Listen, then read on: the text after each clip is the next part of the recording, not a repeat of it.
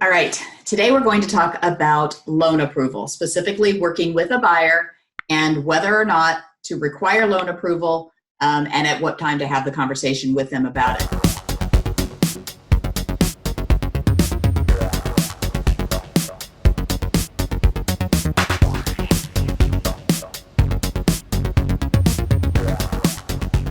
So here's the question. Hey, Jennifer. Everyone tells me I shouldn't waste my time working with a buyer who doesn't yet have loan approval, and I can sort of see the point. I would hate to take them out to look at houses and disappoint them. All right, we've got two questions going on here. The first one is, everybody tells me I shouldn't work with a buyer until they have loan approval. What do you think, Jennifer? And then I'd hate to take them out to look at houses and have them be disappointed. All right, let's hit the first question. I disagree with all my heart that it's ever a waste of time to go out with a buyer to look at a house, regardless of whether or not they are 100% ready to pull the trigger, ready to go buy a house. There is so much good that can happen when you go out with a buyer to look at a house, again, even if they're not going to be writing a contract on it that night. This whole hoopla with the real estate community that I'm not going to waste my time going out with a buyer who doesn't have a loan approval stamped to his head already. That's ridiculous. Okay, seriously? But, let's talk about what we mean by wasting your time. Are you really thinking that a buyer is going to come to you to look at houses and that they don't have a pretty high opinion of their own time? Do you really think they're coming to you wanting to waste your time, which again would be pretty much a waste of their time too, right? Here's the thing. When you first start working with a buyer, just show them the respect that they've given a minute or two of thought to how much home they're comfortable affording, how much home they can afford. And, I'm thinking, okay, I've bought a lot of homes in my adult life, and I've used a lot of different real estate agents to do it.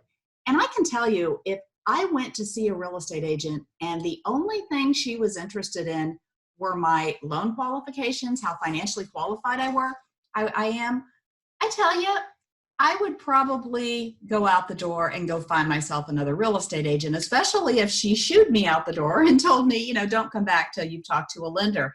Because you know what? There's a real estate agent on every corner. And if I go see one and she doesn't want to talk about what I want to talk about, which you know what I want to talk about? If I've contacted a real estate agent about buying a house, looking at houses, you know what I want to talk about? I want to talk about buying a house. I want to talk about looking at houses. I don't want to be shooed out the door because I'm not yet qualified. Now, just because a buyer hasn't yet spoken with a lender, it doesn't mean that they're not going to. It doesn't mean they're not willing to. And it certainly doesn't mean that they're not qualified. Okay? But if that's where your focus is on your first meeting with a buyer and you have this holier than thou attitude of, I'm not going to waste my time, I'm not going to put a buyer in my car until they've spoken with a lender, well, you know what? I would like to challenge you to consider that you'll waste a whole lot less time if you're actually respectful to people and polite to people when they come to see you to talk about buying a house. Okay, so when is the appropriate time to have a conversation with a buyer about their financial qualifications?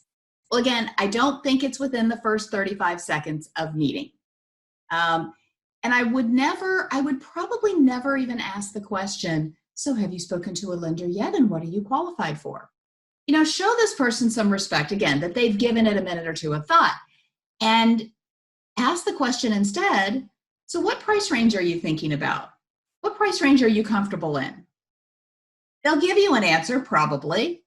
Go with it, all right?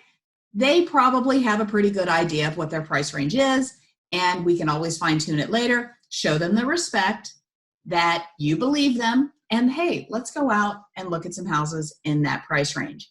Now, you can have a conversation while you're out looking at houses about, so, who's your lender? Have you spoken with a lender? How far along are you in the process? If it turns out that they haven't yet spoken with a lender, you can just, say, well, that's probably the next step in the process. If you need some recommendations, I have some great lenders, some great local lenders for you. But hey, let's just go look at some houses today and have some fun. All right, so let me answer the second part of the original question, which was, I'd hate to take a buyer out to look at houses and have them be disappointed if it turns out that they can't afford the price range that they originally told me. I guess I can see that being a problem, but in my 12 years of real estate, I just never ran into that. People had a pretty good idea of what they qualified for. I literally can think of maybe one or two times that I was working with a buyer, and then when we fine-tuned the loan approval, that it was significantly less than what they thought they could afford. So I will say, I think you're going to waste a lot less time if you just go with it with the buyer, look at the houses they want to look at and the price range they want to look at, and keep that buyer. Okay, keep that buyer with you, keep them loyal to you, because you're building a relationship, you're building a rapport, you're not lecturing them, you're not scolding them. And then every once in a while, if it turns out that you've shown a buyer something they can't afford, I'd rather take that chance of that happening to me every once in a while than shooing buyers off left and right because they haven't yet spoken with a lender and we don't yet know what their price range is. So what's the punchline here? Well, I think when you start working with a buyer, buyers want to look at houses. Okay, we talked about this in the buyer agency discussion. The buyer wants to look at houses. Let's go look at houses. There's plenty of time while we're out looking at houses to have these conversations. So how do you feel about my answer? Does this sound like an approach to real estate you could get excited about? If so, there is so much more where that came from. Just visit my website at www.sellwithsoul.com. Thanks.